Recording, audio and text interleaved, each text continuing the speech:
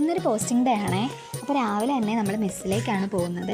മെസ്സിൽ പോയി കഴിഞ്ഞപ്പോഴത്തേനും as usual അവിടെ ദോശയും സാമ്പാറും. അങ്ങനെ അതും കഴിച്ച് പുറത്തേക്ക് ഇറങ്ങിയപ്പോൾ പതിവില്ലാതെ ഒരു മഴ.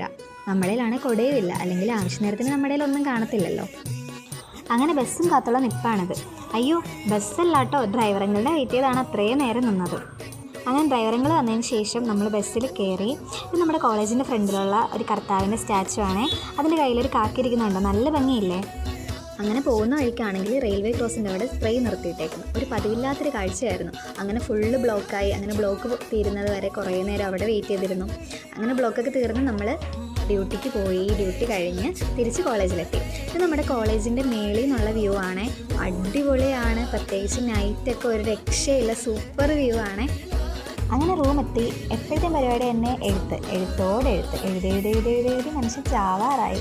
അങ്ങനെ ഒരു ഇൻ്റർവെല്ല് പോലെ എൻ്റെ ഫ്രണ്ട് കൊണ്ട് തന്നെയാണ്. അപ്പോൾ ഇന്നത്തേക്ക് ഇത്രയൊക്കെ ഉള്ളൂ. ബൈ.